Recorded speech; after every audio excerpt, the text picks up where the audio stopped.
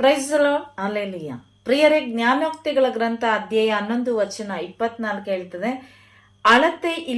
ಅಳತೆ ಇಲ್ಲದೆ ಕೊಡುವವನು ಧನಾಢ್ಯನಾಗುವನು, ಕೊಡಬೇಕಾದದ್ದನ್ನ ಬಿಗಿ ಹಿಡಿಯುವವನು ಬಡವನಾಗುವನು ಎಂಬುದಾಗಿ. ಹಾಗಾದ್ರೆ ದೇವರ ವಾಕ್ಯ ಹೇಳ್ತದೆ, ಅಳತೆ ಇಲ್ಲದೆ ಕೊಡುವಂಥದ್ದು. ಅಳತೆ ಇಲ್ಲದೆ ಅಂದ್ರೆ ನಮ್ಮಲ್ಲಿ ಇರುವುದನ್ನ ಧಾರಾಳವಾಗಿ ನಾವು ಕೊಡುವಾಗ ನಾವು ಶ್ರೀಮಂತರಾಗುತ್ತೇವೆ, ಧನಾಢ್ಯರಾಗುತ್ತೇವೆ ಎಂಬುದಾಗಿ. ನಮ್ಮಲ್ಲಿ ಇರುವುದನ್ನ, ನಮ್ಮಲ್ಲಿ ಏನಿದೆಯೋ ಅದನ್ನ ಒಬ್ಬರಿಗೆ ಕೊಡಬೇಕಾದಾಗ ಅದನ್ನ ಬಿಗಿ ಹಿಡಿತೀವಲ್ವಾ, ಆ ಬಿಗಿ ಹಿಡಿಯುವಂತವರು ಬಡವರಾಗುತ್ತಾರೆ ಎಂಬುದಾಗಿ. ಪ್ರಿಯರೇ, ಈ ವಾಕ್ಯವನ್ನು ನೋಡುವಾಗ ಹಾಗಾದ್ರೆ ನಾವು ನಮ್ಮಲ್ಲಿ ಇರುವಂತದ್ದನ್ನ ಅಳತೆ ಇಲ್ಲದೆ ಕೊಡಬೇಕು. ಹಾಗಾದ್ರೆ ನಮ್ಮಲ್ಲಿ ಏನಿದೆ, ಯಾವುದನ್ನ ನಾವು ಅಳತೆ ಇಲ್ಲದೆ ನಮ್ಮಲ್ಲಿ ಇರುವಂತದ್ದನ್ನ ಯಾವುದನ್ನ ಕೊಡಬೇಕು ಎಂಬುದಾಗಿ ನಾವು ನೋಡುವಾಗ ನಮ್ಮ ಆಲೋಚನೆಗೆ ಬರುವಂತದ್ದು ಲೋಕದ ಹಣ ಅಥವಾ ಲೋಕದ ವಸ್ತುಗಳು, ಇವು ನಮ್ಮ ನೆನಪಿಗೆ ಬರ್ತವೆ. ಆದ್ರೆ ದೇವರ ವಾಕ್ಯವನ್ನ ನಾವು ಅರ್ಥೈಸಿಕೊಳ್ಳುವಾಗ ದೇವರು ನಮ್ಮೊಂದಿಗೆ ಮಾತನಾಡುವಂಥದ್ದು ಲೋಕದ ಆಸ್ತಿಯನ್ನು, ಲೋಕದ ಹಣವನ್ನು ಅಥವಾ ಈ ಲೋಕದ ಇಲ್ಲಿರುವಂಥದ್ದು ವಸ್ತುಗಳನ್ನು ದೇವರು ಕೊಡ್ಲಿಕ್ಕಾಗಿ ಹೇಳ್ತಿದ್ದಾರೆ ಎಂಬುದಾಗಿ ನಾವು ಅಂದುಕೊಳ್ತೇವೆ. ಆದ್ರೆ ಪ್ರಿಯರೇ, ದೇವರು ಈಗ ನಮ್ಮಲ್ಲಿ ಹಣ ಇಲ್ಲ, ನಮ್ಮಲ್ಲಿ ಆಸ್ತಿ ಇಲ್ಲ, ನಮ್ಮಲ್ಲಿ ಯಾವುದೂ ಇಲ್ಲ, ಲೋಕದ ಕಾರ್ಯದಲ್ಲಿ ನಮ್ಮ ಹತ್ರ ಏನು ಇಲ್ಲ, ಆದರೆ ನಾವು ಶ್ರೀಮಂತರೇ, ನಮ್ಮಲ್ಲಿ ಇದೆ, ಏನೋ ಇದೆ, ಅದನ್ನ ನಾವು ಇನ್ನೊಬ್ಬರಿಗೆ ಕೊಡಬೇಕು. ಹಾಗಾದ್ರೆ ನಮ್ಮಲ್ಲಿ ಏನಿದೆ, ಯಾವುದನ್ನ ದೇವರು ನೀನು ಕೊಡು, ನೀನು ಬಿಗಿ ಹಿಡಿಯದೆ ಕೊಡು, ನೀನು ಏನು ಅಳತೆ ಇಲ್ಲದೆ ಕೊಡು ಎಂಬುದಾಗಿ ಯಾವುದನ್ನ ಕುರಿತು ದೇವರು ಮಾತನಾಡ್ತಿದ್ದಾರೆ ಎಂಬುದಾಗಿ ಈ ವಚನವನ್ನ ನಾವು ಧ್ಯಾನ ಮಾಡುವಾಗ ದೇವರ ವಾಕ್ಯ ನಮಗೆ ಹೇಳ್ತದೆ. ಮತ್ತಾಯನ ಶುಭ ಸಂದೇಶ 7ನೇ ಅಧ್ಯಾಯ 2ನೇ ವಚನದಲ್ಲಿ ಯೇಸು ಸ್ವಾಮಿ ಹೇಳ್ತಾರೆ, ನೀವು ಇತರರ ಬಗ್ಗೆ ಕೊಡುವ ತೀರ್ಪಿಗೆ ಅನುಗುಣವಾಗಿಯೇ ದೇವರು ನಿಮಗೂ ತೀರ್ಪು ಕೊಡುವರು. ಇತರರಿಗೆ ನೀವು ಕೊಟ್ಟ ಅಳತೆಯಲ್ಲೇ ದೇವರು ನಿಮಗೂ ಅಳೆದು ಕೊಡುವರು. ಅಂದ್ರೆ ಇಲ್ಲಿ ಯೇಸು ಸ್ವಾಮಿ ಏನ್ ಹೇಳ್ತಾ ಇದ್ದಾರೆ, ನಮ್ಮೊಳಗಡೆ ಏನಿದೆಯೋ, ನಮ್ಮೊಳಗಡೆ ಏನನ್ನ ಇಟ್ಟುಕೊಂಡಿದ್ದೇವೋ ಅದು ಒಳಿತಾಗಿರ್ಬೋದು ಅಥವಾ ಕೆಡುಕಾಗಿರ್ಬೋದು.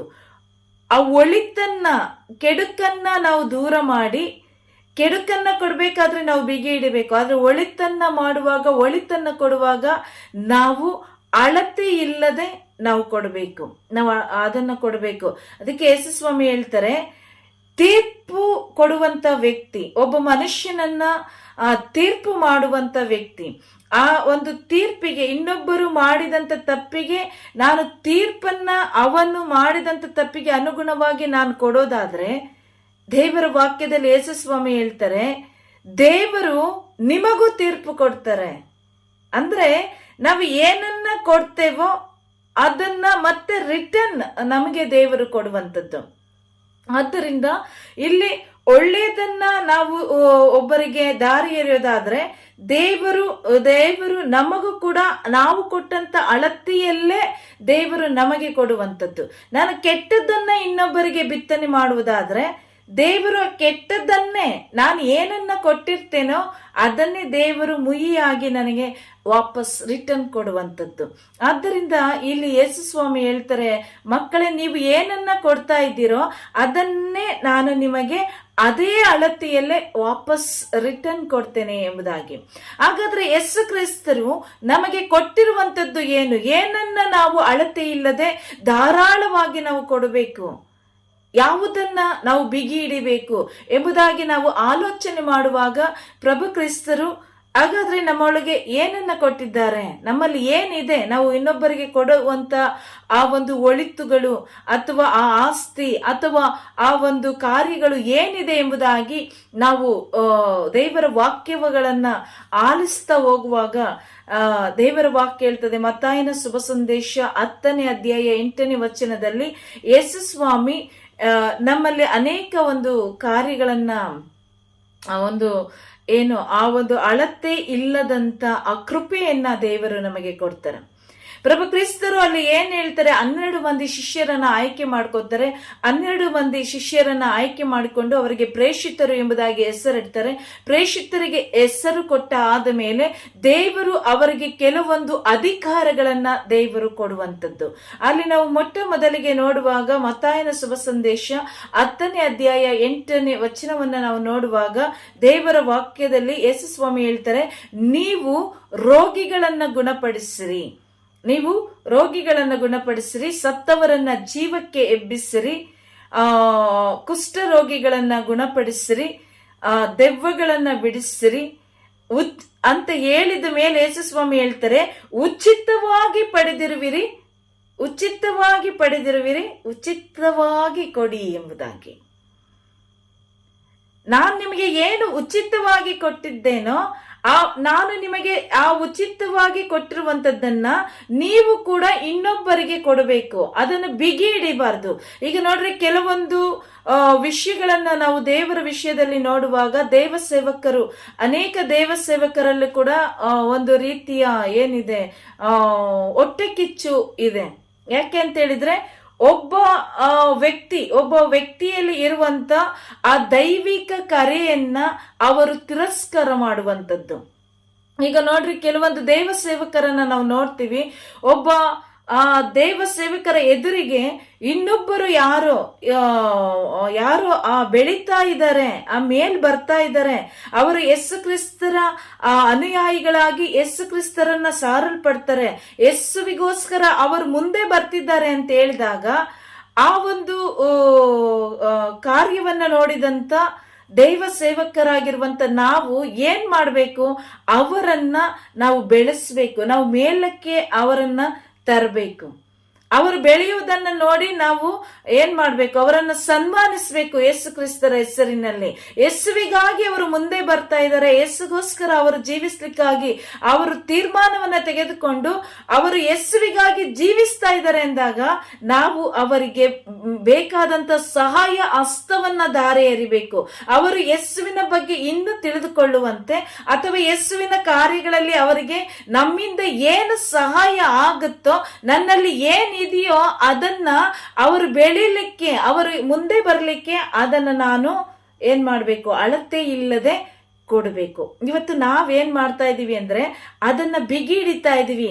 ನನ್ನ ಸ್ಥಾನಕ್ಕೆ ಅವನೆಲ್ಲಿ ಬಂದು ಬಿಡ್ತಾನೋ, ಅವನು ಎಲ್ಲಿ ನನ್ನ ಮುಂದೆ ನಿಂತು ನನಗಿಂತ ಚೆನ್ನಾಗಿ ಯೇಸುವನ್ನ ಇನ್ನೊಬ್ಬರಿಗೆ ಪರಿಚಯ ಮಾಡಿಕೊಟ್ಟು ಬಿಡ್ತಾನೋ ಎಂಬುದಾಗಿ ನಾವಿವತ್ತು ಏನ್ ಮಾಡ್ತಾ ಇದೀವಿ ಅಂದ್ರೆ, ಅವರು ಬೆಳೀತಿರುವಂತ ವ್ಯಕ್ತಿಗಳನ್ನ ನೋಡಿ ಇವತ್ತು ಅಸೂಹೆ ಪಟ್ಕೋತಾ ಇದೀವಿ, ಹೊಟ್ಟೆ ಕಿಚ್ಚನ್ನ ಪಟ್ಕೋತಾ ಇದೀವಿ. ಆ ಬೆಳೀತಿರುವಂತ ವ್ಯಕ್ತಿಯ ಮೇಲೆ ಇಲ್ಲ ಸಲ್ಲದನ್ನ ನಾವು ಹೊರಿಸ್ತಾ ಇದ್ದೀವಿ, ಅವರ ವಿರುದ್ಧವಾಗಿ ನಾವು ಮಾತನಾಡ್ತಾ ಇದ್ದೀವಿ. ಇವತ್ತು ಸ್ವಾರ್ಥದ ಸೇವೆಗಳನ್ನ ನಾವು ಮಾಡ್ತಾ ಇದ್ದೀವಿ. ನಾವು ಏನು ಸ್ವಾರ್ಥದ ಸೇವೆಯನ್ನ ಮಾಡ್ತಾ ಇದೀವೋ ಎದುರಿಗಿರುವಂತ ಮನುಷ್ಯನಿಗೆ ಅದು ಗೊತ್ತಾಗದೆ ಇರಬಹುದು, ಆದ್ರೆ ನಮ್ಮ ದೇವರಿಗೆ ಚೆನ್ನಾಗಿ ಗೊತ್ತಿದೆ. ಆದ್ದರಿಂದ ಪ್ರಭು ಕ್ರಿಸ್ತರು ಹೇಳ್ತಾರೆ, ಅಳತೆ ಇಲ್ಲದೆ ನಾನು ನಿನಗೆ ಏನು ಉಚಿತವಾಗಿ ಕೊಟ್ಟಿದ್ದೇನೋ ಅದನ್ನ ನೀನು ಕೂಡ ಉಚಿತವಾಗಿ ಅಳತೆ ಇಲ್ಲದೆ ಆ ವ್ಯಕ್ತಿಗೆ ನೀನು ಕೊಡಬೇಕು. ನೀನು ಆ ವ್ಯಕ್ತಿಗೆ ಕೊಟ್ಟು ಆ ವ್ಯಕ್ತಿಯನ್ನ ನೀನು ದೇವರ ಬಳಿಗೆ ಇನ್ನು ಹೆಚ್ಚಾಗಿ ಆತನು ಬೆಳಲಿಕ್ಕೆ, ಯೇಸುವಿನ ಸೇವೆ ಮಾಡಲಿಕ್ಕೆ ನೀನು ಅಳತೆ ಇಲ್ಲದೆ ನಿನ್ನಲ್ಲಿರುವುದನ್ನ ನೀನು ಕೊಡುವಾಗ ನೀನು ಏನನ್ನ ಕೊಟ್ಟಿದ್ದೀಯೋ ಅದಕ್ಕೆ 4ರಷ್ಟು ಮತ್ತೆ ನಾನು ನಿನಗೆ ಅದೇ ಕೃಪೆಯನ್ನ, ಅದೇ ಅಭಿಷೇಕವನ್ನ ನಾನು ನಿನಗೆ ವಾಪಸ್ ಕೊಡ್ತೀನಿ ಎಂಬುದಾಗಿ ದೇವರ ವಾಕ್ಯದಲ್ಲಿ ದೇವರು ನಮಗೆ ತಿಳಿಸಿಕೊಡುವಂಥದ್ದು. ಆದ್ದರಿಂದ ಪ್ರಿಯರೇ, ಇನ್ನೊಂದು ಭಾಗದಲ್ಲಿ ನಾವು ನೋಡುವಾಗ ಮತ್ತಾಯನ ಶುಭ ಸಂದೇಶ 6ನೇ ಅಧ್ಯಾಯದಲ್ಲಿ 1-4 ವಚನಗಳನ್ನ ನಾವು ಧ್ಯಾನ ಮಾಡುವಾಗ ಆ ದಾನ ಧರ್ಮದ ಆ ನವ್ಯ ವಿಧಾನ, ಹೊಸ ವಿಧಾನ ಏನು ಎಂಬುದಾಗಿ ಪ್ರಭು ಯೇಸು ಕ್ರಿಸ್ತರು ನಮಗೆ ಅಲ್ಲಿ ತಿಳಿಸಿಕೊಡ್ತಾರೆ. 1ನೇ ವಚನ, 6ನೇ ಅಧ್ಯಾಯದ 1ನೇ ವಚನದಲ್ಲಿ ಯೇಸು ಸ್ವಾಮಿ ಹೇಳ್ತಾರೆ, ಜನರಿಗೆ ತೋರಿಸಿಕೊಳ್ಳುವುದಕ್ಕಾಗಿ ನಿಮ್ಮ ಧಾರ್ಮಿಕ ಕಾರ್ಯಗಳನ್ನು ಅವರ ಎದುರಿಗೆ ಪ್ರದರ್ಶಿಸದಂತೆ ಎಚ್ಚರಿಕೆಯಿಂದಿರಿ. ಹಾಗೆ ಮಾಡಿದರೆ ಸ್ವರ್ಗದಲ್ಲಿರುವ ನಿಮ್ಮ ತಂದೆಯಿಂದ ನಿಮಗೆ ಪ್ರತಿಫಲ ದೊರಕದು. ಧಾರ್ಮಿಕ ವಿಷಯಗಳಲ್ಲಿ ಅಂದರೆ ಸೇವೆ ಮಾಡುವಂತ ಆ ಒಂದು ಕಾರ್ಯಗಳಲ್ಲಿ ನೀವೇನಾದರೂ ನಿಮ್ಮ ಸ್ವಾರ್ಥಕ್ಕೋಸ್ಕರ, ನಿಮ್ಮ ಆ ಒಂದು ಹೆಸರಿಗೋಸ್ಕರನೋ ಘನತೆಗೋಸ್ಕರನೋ ಇನ್ನೊಬ್ಬ ವ್ಯಕ್ತಿಯನ್ನ ನೀನು ಅಲ್ಲೆಗೆಳೆದು ಅವನಲ್ಲಿರುವಂತ ಆ ಒಂದು ಏನು ಯೇಸುವಿನ ಆ ಒಂದು ಕೃಪೆಯನ್ನ ಅಥವಾ ಆ ಯೇಸು ಸ್ವಾಮಿ ನೀಡಿರುವಂತ ಆ ಒಂದು ಏನು ವರವನ್ನ, ಅವರಲ್ಲಿರುವಂತ ಆ ವರವನ್ನ ನೋಡಿ ನಾನು ಹೀಯಾಳಿಸಿ ಅವರನ್ನ ಈ ಜಾಗಕ್ಕೆ ತಂದು ನಿಲ್ಲಿಸಿಬಿಟ್ರೆ, ಸೇವೆ ಮಾಡ್ಲಿಕ್ಕೆ ಅವರನ್ನ ನನ್ನ ಜೊತೆಯಲ್ಲಿ ಇಟ್ಕೊಂಡ್ರೆ ಜನ ಇವರ ಬಾಯಿಂದ ಬರುವಂತ ವಾಕ್ಯಗಳನ್ನ ಮೆಚ್ಚಿ ನನ್ನನ್ನ ತಿರಸ್ಕರಿಸಿ ಬಿಡ್ತಾರೆ ಅಂತೇಳಿ ಧಾರ್ಮಿಕ ವಿಷಯಗಳಲ್ಲಿ ಧಾರ್ಮಿಕ ಕಾರ್ಯಗಳನ್ನ ಅವರ ಎದುರಿಗೆ ಪ್ರದರ್ಶಿಸದಂತೆ ಎಚ್ಚರಿಕೆಯಿಂದಿರಿ. ಜನರ ಎದುರಿಗೆ ನನ್ನನ್ನ ನಾನು ಮೆಚ್ಚಿಸಿಕೊಳ್ಳುವುದಕ್ಕಾಗಿ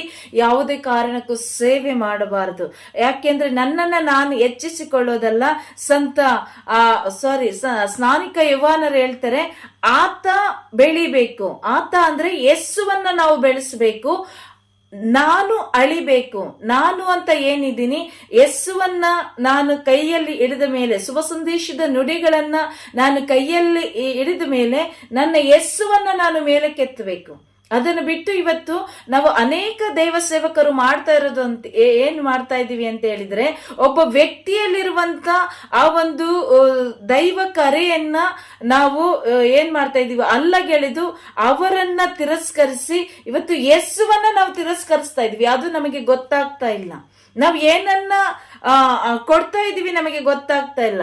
ಇವತ್ತು ಒಬ್ಬ ದೇವ ಮಗಳಾಗಿ ಜೀವಿಸ್ಲಿಕ್ಕೆ ಅವರು ಪ್ರಯತ್ನ ಪಡುವಾಗ ಅವರಿಗೆ ನಾವು ಸಾಥ್ ಕೊಟ್ಟು ಅವರನ್ನ ನಮ್ಮ ಜೊತೆಯಲ್ಲಿರಿಸಿಕೊಂಡು ಇನ್ನೂ ಅವರು ಯೇಸುವಿನ ಆ ಒಂದು ಕಾರ್ಯದಲ್ಲಿ ಬೆಳಿಲಿಕ್ಕೆ ನಮ್ಮ ಕೈಯಿಂದ ಆದಷ್ಟು ಸಹಾಯವನ್ನ ಮಾಡಬೇಕೇ ಹೊರತು, ನಮ್ಮಲ್ಲಿ ಇರುವುದನ್ನ ಕೊಡ್ಬೇಕೇ ಹೊರತು ಅವರಲ್ಲಿ ಇರುವುದನ್ನ ನೋಡಿ ಹೊಟ್ಟೆ ಕಿಚ್ಚು ಪಟ್ಟು ಅವರ ಹೆಸರನ್ನ ಹಾಳು ಮಾಡುವುದಾಗಲಿ ಅಥವಾ ಅವರ ಸೇವೆಗೆ ಅಡ್ಡಿಪಡಿಸುವಂತ ಕಾರ್ಯಗಳನ್ನ ನಾವು ಯಾವುದೇ ಕಾರಣಕ್ಕೂ ಮಾಡುವಂತಿಲ್ಲ. ನಾವು ಏನನ್ನ ಮಾಡ್ತೇವೋ ಅದನ್ನ ದೇವರು, ನಾವು ಏನನ್ನ ಕೊಡ್ತೇವೆ ಇನ್ನೊಬ್ಬರಿಗೆ ಅದನ್ನೇ ದೇವರು ನಾವು ಬೊಗಸೆ ತುಂಬಾ ಎತ್ತು ನಮ್ಮ ಮಡಿಲಿಗೆ ಹಾಕ್ಬಿಡ್ತಾರೆ. ಆಗ ನಾನು ಅವರನ್ನ ತಡೆದಿದ್ದೆ ಆದರೆ ದೇವರೇ ನನ್ನ ಕಾರ್ಯಕ್ಕೆ ಅಡೆತಡೆಗಳನ್ನ ತಂದಿಡ್ತಾರೆ. ಪ್ರಿಯರೇ, ಅದಕ್ಕಾಗಿ ಯೇಸು ಸ್ವಾಮಿ ಹೇಳ್ತಾರೆ ಮತ್ತಾಯನ ಶುಭ ಸಂದೇಶ 6ನೇ ಅಧ್ಯಾಯ 14ನೇ ವಚನದಲ್ಲಿ, ಅಂತರಂಗದಲ್ಲಿ ನಡೆಯುವುದನ್ನು ನೋಡುವಂತ ನಿನ್ನ ದೇವರು, ನಿನ್ನ ತಂದೆ ನಿನಗೆ ಪ್ರತಿಫಲವನ್ನ ಕೊಡುವರು ಎಂಬುದಾಗಿ. ನಾನು ಏನನ್ನ ದಾರಿ ಎರಿತಾ ಇದ್ದೀನಿ, ನನ್ನ ಮನಸ್ಸಿನಲ್ಲಿ ಏನಿದೆ, ಇನ್ನೊಬ್ಬರನ್ನ ಬೆಳೆಸ್ಬೇಕು ಅಂತಿದ್ಯೋ, ಇನ್ನೊಬ್ಬರನ್ನ ಅಳಿಸ್ಬೇಕು ಅಂತಿದ್ಯೋ, ಏನಿದೆ, ನಾನು ಏನನ್ನ ಮಾಡ್ತಾ ಇದ್ದೀನೋ, ನನ್ನ ಅಂತರಂಗವನ್ನ, ನನ್ನ ಹೃದಯವನ್ನ ನೋಡುವಂತ ದೇವರು ಅದಕ್ಕೆ ತಕ್ಕ ಪ್ರತಿಫಲವನ್ನ ನಮಗೆ ಕೊಡುವಂತ ದೇವರಾಗಿದ್ದಾರೆ. ಆದ್ರಿಂದ ಮತ್ತಾಯನ ಶುಭ ಸಂದೇಶ 7ನೇ ಅಧ್ಯಾಯ 12ನೇ ವಚನದಲ್ಲೂ ಕೂಡ ಯೇಸು ಸ್ವಾಮಿ ಹೇಳ್ತಾರೆ, ಜನರು ನಿಮಗೆ ಏನೇನು ಮಾಡಬೇಕು ಎಂಬುದಾಗಿ ನೀವು ಬಯಸ್ತಾ ಇದ್ದೀರೋ ಅದನ್ನೇ ನೀವು ಅವರಿಗೆ ಮಾಡಿ ಧರ್ಮಶಾಸ್ತ್ರದ ಹಾಗೂ ಪ್ರವಾದನೆಗಳ ಸಾರ ಇದೆ. ಯೇಸು ಸ್ವಾಮಿ ಒಂದೇ ಮಾತಲ್ಲಿ ಹೇಳಿದ್ರು, ಜನರು ನಿಮಗೆ ಏನ್ ಮಾಡ್ಬೇಕು ಅಂತೇಳಿ ನೀವು ಆಸೆ ಪಡ್ತಾ ಇದ್ದೀರೋ ಅದನ್ನೇ ನೀವು ಜನರಿಗೂ ಮಾಡ್ರಿ, ಜನರಿಂದ ನೀವು ಏನನ್ನ ಬಯಸ್ತಾ ಇದ್ದೀರೋ ಅದನ್ನೇ ನೀವು ಜನರಿಗೂ ಕೊಡ್ರಿ. ಇದೇ ಏನು ಧರ್ಮಶಾಸ್ತ್ರದ ಮತ್ತು ಪ್ರವಾದಿಗಳ ಸಾರ ಇದೆ ಎಂಬುದಾಗಿ ಪ್ರಭು ಯೇಸು ಕ್ರಿಸ್ತರು ಇಲ್ಲಿ ನಮಗೆ ಹೇಳ್ತಾರೆ. ಆದ್ದರಿಂದ ಮಾರ್ಕನ ಶುಭ ಸಂದೇಶ 4ನೇ ಅಧ್ಯಾಯ 24ನೇ ವಚನ, ನೀವು ಕೇಳುವುದನ್ನ ಎಚ್ಚರಿಕೆಯಿಂದ ಗಮನಿಸಿರಿ, ಇತರರಿಗೆ ನೀವು ಕೊಟ್ಟಂತ ಅಳತೆಯಲ್ಲಿಯೇ ದೇವರು ನಿಮಗೂ ಅಳೆದು ಕೊಡುವರು, ಇನ್ನೂ ಅಧಿಕವಾಗಿ ಕೊಡುವರು. ಅದು ಒಳ್ಳೇದಾಗ್ಲಿ ಕೆಟ್ಟದಾಗ್ಲಿ ನಾವು ಇನ್ನೊಬ್ಬರಿಗೆ ಏನನ್ನ ಕೊಡ್ತಾ ಇದೀವೋ ಅದನ್ನೇ ದೇವರು ನಮಗೂ ಕೂಡ ಇನ್ನೂ ಅಧಿಕವಾಗಿ ಕೊಡ್ತಾರಂತೆ. ನಾವು ಒಳ್ಳೆಯದನ್ನ ಕೊಡುವಾಗ ನಾವು ಇನ್ನೂ ದೇವರಿಂದ ಒಳ್ಳೆಯದನ್ನ ಪಡ್ಕೋತೀವಿ. ಆದ್ರೆ ನಾವು ಸ್ವಾರ್ಥ, ಅಸೂಯೆ, ಈ ಮನಸ್ತಾಪ, ಇದನ್ನೆಲ್ಲ ಹೊಟ್ಟೆ ಕಿಚ್ಚು, ಅವರ ಹೆಸರಿಗೆ ಕಳಂಕ ತರುವಂತದ್ದು, ಇಂಥದ್ದು ಏನನ್ನ ನಾವು ಕೊಡ್ತಾ ಇದೀವೋ ದೇವರು ಅದನ್ನೇ ನಮಗೆ ರಿಟರ್ನ್ ಕೊಡ್ತಾರೆ. ಆದ್ರೆ ನಮ್ಮನ್ನ 4 ಜನರ ಮುಂದೆ ನಾವು ಒಬ್ಬರನ್ನ ಅವಮಾನ ಪಡಿಸಿದ್ರೆ ದೇವರು ನಮ್ಮನ್ನ 40 ಜನರ ಮುಂದೆ ಬಹಿರಂಗವಾಗಿ ಅವಮಾನವನ್ನ ಪಡಿಸ್ತಾರೆ. ಕಾರಣ ಪ್ರತಿಯೊಬ್ಬರು ಕೂಡ ದೇವರ ಮಕ್ಕಳು. ಆದ್ದರಿಂದ ಒಟ್ಟಾಗಿ ಸೇರಿ ಸೇವೆ ಮಾಡುವಂತ ಕೃಪೆಯನ್ನು ನಾವು ಪಡೆದುಕೊಳ್ಳೋಣ.